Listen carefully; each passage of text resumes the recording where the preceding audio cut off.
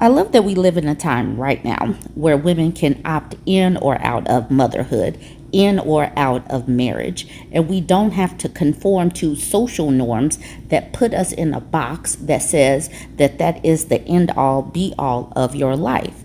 Well, the thing is, generations past didn't always have these choices. They just kind of did it because that was what was expected.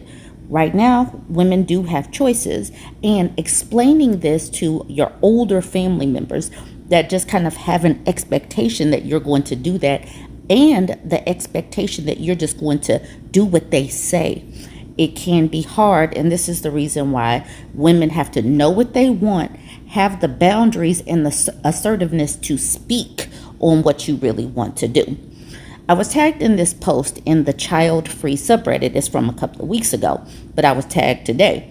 She says, yesterday I finally said it out loud and it exploded. Let's look at her post.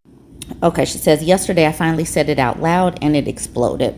I'm a 33-year-old woman, married for 7 years, dated for 6. Both of us are happily child-free, and that was one of the things that solidified our bond from the start. But being South Asian, the good news pressure never really stops, especially from my mom. Over the years, I've always replied half jokingly, a son-in-law is the only gift you're getting from me. I thought that made my stance clear. Apparently not. Yesterday, during a casual FaceTime, I was telling her about a potential new job, something I was proud of, and she interrupted with, enough of all these things. Now have a baby. You've been married 7 years. It's too late. I paused and calmly replied, no, never. She looked stunned. What do you mean? I said as clearly as I could, I am never having kids. I don't want them. I've never wanted them. I don't want to change my body or my life for motherhood. And just like that, boom, she exploded. 1, then what is the point of your life? Why earn money? 2, you're a woman. This is your duty. 3, all your friends have kids. Why won't you? I see them and silently thank the stars I don't have to live that life. 4, don't you want to be a mother? Never, not once. 5, what about your husband's legacy? 6, I'll call him directly. I know he wants kids. You're the one depriving him from this. He said he's not taking her calls anymore. 7, wait till you hit menopause. Your husband will leave you for a woman who can give him children and remarry. 8, your sister is following your path, married a year and still no baby. You are the one who is ruining her by setting a bad example. She's starting her PhD this fall at 30. I'm so proud of her. 9, you're a Muslim. It's your religious duty. I'm agnostic, but she doesn't know. And that's another thing. Not having the same faith or belief system as your parents is challenging. Coming out of that proverbial closet when you actually have the opportunity to choose is challenging. I was born and raised in a Baptist Christian, a Black Southern Baptist church. Coming out and letting them know that I was not following that path, it was definitely hard. My mother hung up on me when I told her I'm not Christian. Oh, woo, that is hard too. So having some boundaries and being assertive about your life to your parents, that is hard. Anyways, back to her story. She says, I tried reasoning, I tried logic, I tried kindness, but eventually I snapped, I yelled, she yelled, I ended the call. Now I can't stop thinking about it. The guilt, the frustration, the why is my life not enough feeling that creeps in when I know I'm living in alignment with my truth. Awesome. She is living in alignment with her truth. To my fellow child-free folks, especially South Asians, how do you deal with this kind of backlash from your family? How do you make peace with choosing yourself when the world and your mother call it selfish? This post isn't for debate. I'm not here to change minds. I just want to know, how did you cope with finally saying it out loud? I don't know why she would think she's going to get a debate in the Childfree subreddit. This should be the place where she has community. And it's so important to find community amongst your peers because it does give you the opportunity to, feel a little bit better, to puff you up a little bit so that you get a little bit more confidence and assertiveness to have these conversations. It is so important before you get married, before you do things like that represent your family planning, your financial planning, your future planning. You really need to know who you are. That's the reason why right here, I know I'm living in alignment with my truth. That's the reason why you need to know your values, what you really want in life, and your belief system, so that you can find that person that aligns with you. And it makes it easier, because the world is hard sometimes, it makes it easier to tackle these types of obstacles. Choice is so important. Knowing what you want out of life is so important. And when you get to live your life how you freely want to live your life, it makes life so much more enjoyable. But if you have to go along to get along, that's when resentment and bitterness come in. So it is a lot. And if someone goes off and has a baby simply because you were overbearing and mean-spirited and doing all this social shaming, that is going to be a terrible life for that mother and the children or child that is involved. Stop trying to push people to fit the norms that you think that they need to conform to. Let's look at some of these comments. Colonel Belmont says, you get one life and it's short. Living in utter misery to make anyone else happy, even your terrible mother, would be pure insanity. It sucks, and it's okay to feel certain ways about it, but I'd never speak to my mother for the rest of my life if she acted this way. If your parents have no power over you, and they shouldn't, then they have to earn the right to be in your life like every other human on earth does. In short, F her nonsense. The person at the bottom, ESK4R, says, 100, best advice. 5 years ago, my last straw with my mother was her texting me at 4 a.m. saying she was freaking out and woke up in a cold sweat because I won't have children, that I absolutely need to reconsider, because if I don't, then no one will care about me, no one will see me when I'm old, and my life will have no meaning, blah, blah. She pulled the guilt a lot, but this was the boom. Cutting that out was the best decision I've ever made. It sucked too, but the peace is overwhelmingly worth it. I make the decision again in a heartbeat. Bam, your life is yours. And the thing is, this person's mother actually has a child, and still her child is out of her life because of the mother being overbearing. So now they both have no children that's willing to talk to them. Parents need to stop acting like simply having a child means that you're going to have a constant companion or a caretaker or something. Quit birthing people thinking that they automatically have a job. You birth people and they are humans and they're going to make their own decisions. This comment right here is precisely why I say that women need to develop a personality outside of just being a wife and mother. Because listen to this. A decision maker says, we're seeing fallout from some of the last generation of women developing nothing for themselves. They were moms and wives, and that's it. No hobbies, no goals, and always putting themselves last, and absolutely losing it when they don't have grandkids to talk about. Their whole personality was being a wife and mom. So if their husband were to leave, their life would fall apart. After their children leave and have an empty nest, their life starts to fall apart. And then they become the overbearing mother-in-law or the overbearing grandmother because they didn't develop anything outside of being a wife and a mother. Get a personality. Keep your friends. Have some hobbies. Have some goals for yourself. Do something, but stop being this overbearing person that just wants to continue to rule your children's lives. Because right now, the children are opting out once they become old enough and they can get away. Lofi Chonker Cat says, why are they so dramatic about woke up in a cold sweat because my kids aren't doing it raw and at 4 a.m. Bruh, are we in a Victorian drama? Oh, the drama. Oh, the tragedy. No, the travesty. My bad. When are you going to bring me some grandchildren? Oh. Okay, I'm going to end it there. Join the conversation. Let me know what you think. Don't forget to like, comment, and share. When a wife appliance malfunctions by breaking down, thinking that she is not a servant of the home, has some emotions, wants to communicate with the person that she thought was a husband, this is when problems start in the marriage.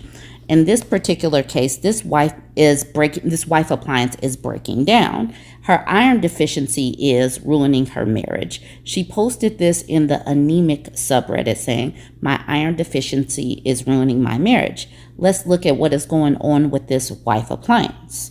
Okay, she says, "Hi everyone. I, 25-year-old woman, have had iron deficiency without anemia for 2 years now. I started feeling severe fatigue that is so bad I had to pretty much stop going out of the house or doing chores because of running out of breath and getting exhausted. I could barely load a dishwasher without chest pain.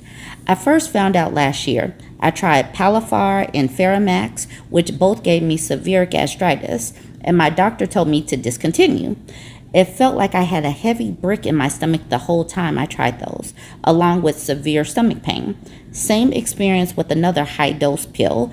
All of it scared me off iron for a few weeks. After that, I tried Blood Builder for a few months, but didn't see any results during a follow-up test. I asked about iron infusions, but was told I am not anemic. My hemoglobin was in the normal range, so I don't qualify. A few months later, I spent 3 months trying Proferin Hemo Iron Pill 11 milligrams, which gave me a bit of improvement and my iron went from 10 to 15, but that's all. This was well tolerated by my stomach, so I was happy to continue taking Heme Iron and going up in my iron levels slowly. Last month, I unfortunately ended up developing a suspected stomach ulcer from an NSAID I was given at the ER for a migraine headache. My symptom that led the family doctor to believe it's probably a stomach ulcer was severe stomach pain. So my family doctor put me on pantoprazole 40 milligrams, a PPI, for 2 months to see if things get better. This medicine inhibits iron absorption almost entirely. So I've been feeling worse and more fatigued than ever. I have lost a lot of weight as well. My husband said that he is not attracted to me because I'm sick all the time, and he is considering a divorce. He told me how I haven't done laundry for the house in months, and I only load the dishwasher a handful of times a month. Neither of us clean the bathroom since he's so exhausted from doing the dishes, and the only other chore in the house is mopping, which he does once a month. I order food all the time and pay bills with him and contribute to all the expenses equally, so those things are not an issue. It's mostly the laundry and dishes, which I do sparingly due to severe fatigue and chest pain. I have barely been walking 400 steps a day. Haven't done anything enjoyable in months since I feel too exhausted to meet my friends, and I'm generally having a horrible time. My husband never planned dates or anything, and since I was the one to do it, we've all but stopped. We haven't gone anywhere to even have a simple dinner date in 2 years. I'm always very affectionate and touchy with him, but for the past few months, he has completely stopped being affectionate towards me and doesn't have sex with me or even hug me. We have been together for 7 years, but only been married for a few months. So I was very hurt that he would bring all of this up now and tell me that he's not even attracted to me after we're already married.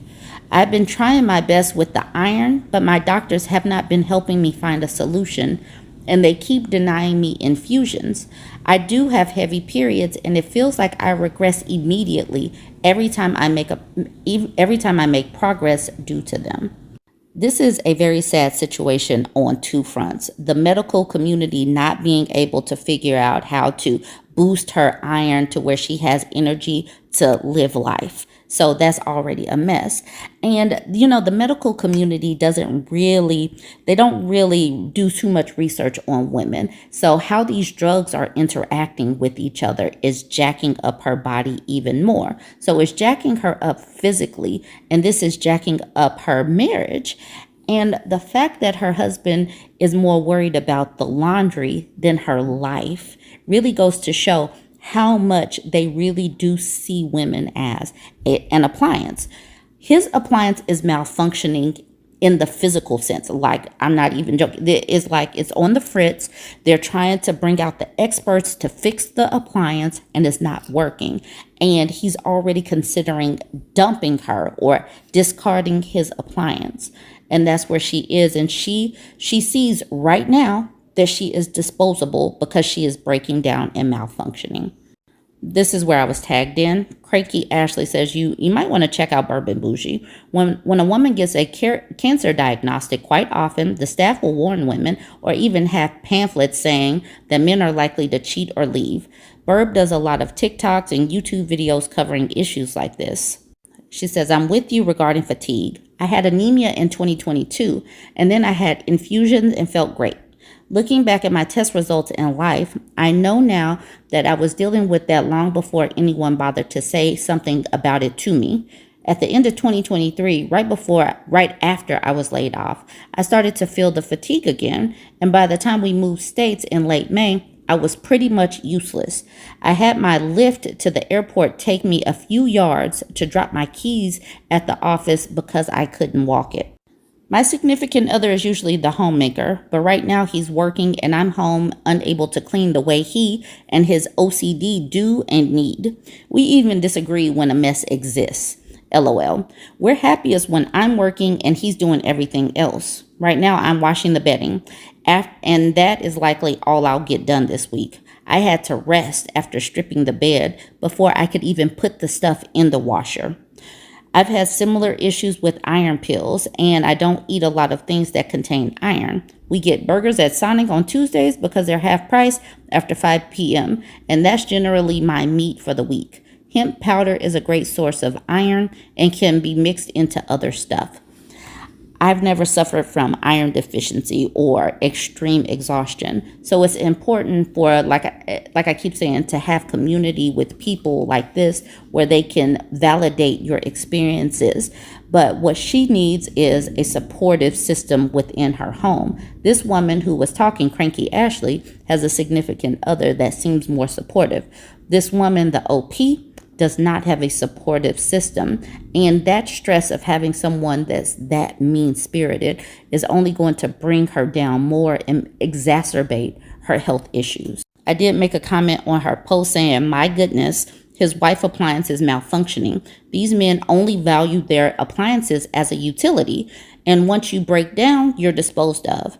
My heart breaks for the wife appliances that have the nerve to have human emotions and human diseases because their human husbands will get rid of them.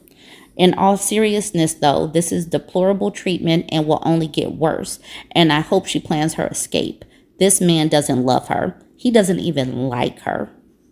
Destined to Rome says, what is with men thinking they're exhausted from having to do the freaking dishes?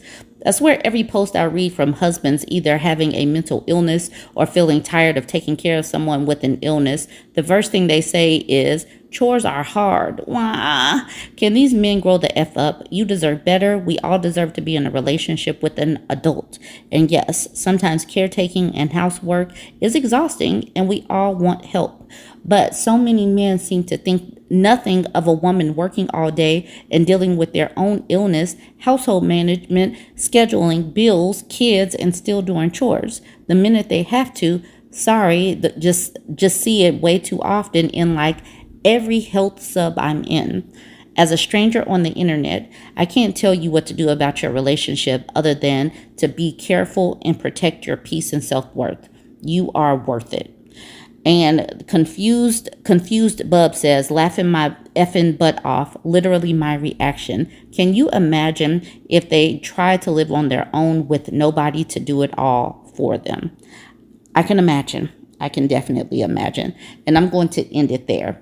Ladies, please know and understand, if you get sick and you're paired up, you are considered malfunctioning and you could be disposed of. So what is going to be your plan B, C, D, E, F, G, L, M, N, O, P, all of the plans? Because sometimes you need a plan if you become a stay-at-home mom and you have financial issues where you can't leave. But what if you have a broken down body, a broken down wife appliance, and your human husband decides to leave you?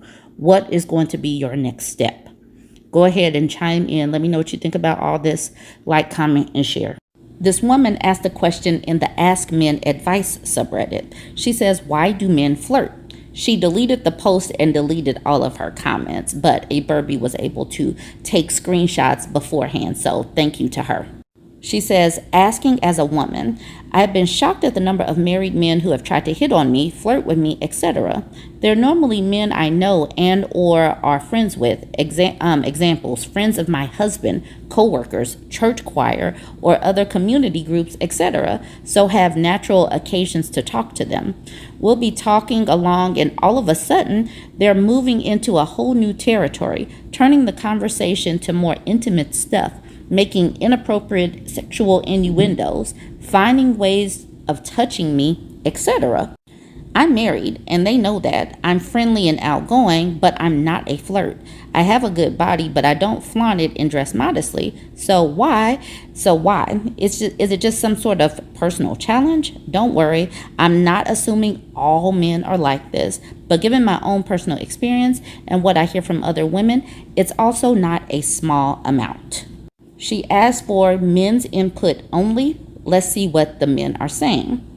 This person's name is Not Safe at All for Work. He says just because a man is married doesn't mean he closes down his human resources department. So they're always hiring. They're always looking for new talent. This man says flirting is a two-way thing. If I'm flirting, hopefully you flirt back. It's an ego boost. I'm getting from you what the wife doesn't give me anymore. I'm not necessarily trying to hook up with you. I'm trying to find out if I still look okay. Except I don't flirt. I'm terrible at it. If I try flirting, I'm more likely to repel than attract. Him saying flirting is a two-way thing is not necessarily true. Some person could be flirting with you and you're just sitting there like, why is he talking to me like this? Flirting is not necessarily a two-way thing. San Diego Jack says, I think everything you said before the touching was reasonable, but that is going too far. Before we fixed a bunch of our communication issues, I was definitely more flirty because my wife didn't give me any validation about my value as a man, as a partner. So I was definitely more outgoing and social just to get that social validation that I was desirable. That is some of their issue, where they are looking for outside validation in order to make sure that their integrity is in check.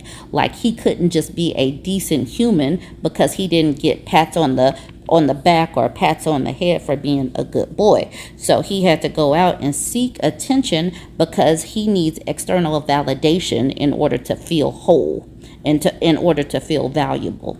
Successful Oil says, a man's transition is never in neutral. Far Commercial says the same reason married women flirt, to get attention that they might be looking for. But it's kind of wild, though, that people in your social circle would flirt with you. Like they are not scared of getting caught up or losing the rest of their social circle. That's kind of amazing and bold to me. Glacier Sour Cream Corn says, while some would cheat if you took them up on it, others are doing it for the following: flexing their sexual nature, cultivating options in case of a future divorce, partner death, so monkey branching, testing their sexual appeal, testing you, trying to bond. Some people like flirty people as friends. OK Distribution says married men are completely comfortable in their marriages. We're flirting with you because we can. Men go their whole lives initiating contact, then we get married and women expect us to turn it off like a switch. It doesn't work that way. We don't realize what we're doing is taken that way. As for personal sexual stuff, you're old. Sex stuff was new, 15, 20 years ago? You're married. It's assumed you're having sex. And you have those conversations with your friends. Do you know how you find out it's flirting or not? It says, do you know how you find out if it's flirting or not? The next time sex stuff comes up, just complain about how you loved your husband's massive peen when you first started dating, but lately it's just leaving you blown open and totally wrecked for like 2 days after sex. If he stops talking sex stuff, he was flirting. If he makes jokes about it, he wasn't. This is the reason why women should not go into men's subs and ask for men's advice, because what the heck was that even? What is this? Yesterday, I went into the Ask Men subreddit to do a dive into the things that they talk about and the things that they think. And from the likes of him, it's just that this is always on their mind, just conquering, monkey branching, making sure that they have more options. And women need to know the things that they're saying so that you can know and understand not to put all of your eggs in one basket, or not to put all of your feelings in one basket, because if they leave and you're shattered and you have to rebuild your life based on these types of people that are always looking, flirting, not giving a damn if their relationship ends or whatnot, then now you know. Now you have a little bit more information so that you don't structure your whole life around this because I don't even know what this is. This is a mess. I'm going to leave it at that. That's enough for the men's topics.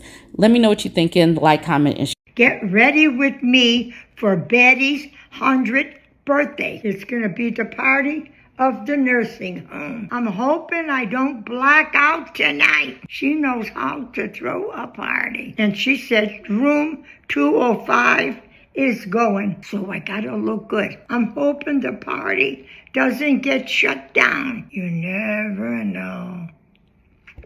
Oh my God, who wants these lips? I got my party earrings. I'm ready to party. Let's pick an outfit.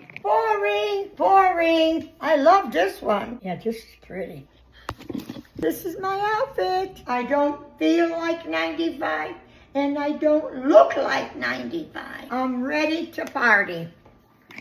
I'll talk to you after. I just came back from the party. You won't believe it. There was a guy that was drinking too much and they had to call the ambulance for that fella. And he's 90 years old and he can't handle his liquor. He's gonna be okay. And I didn't talk to 205. I'm tired. Good night. Good night. Love yous.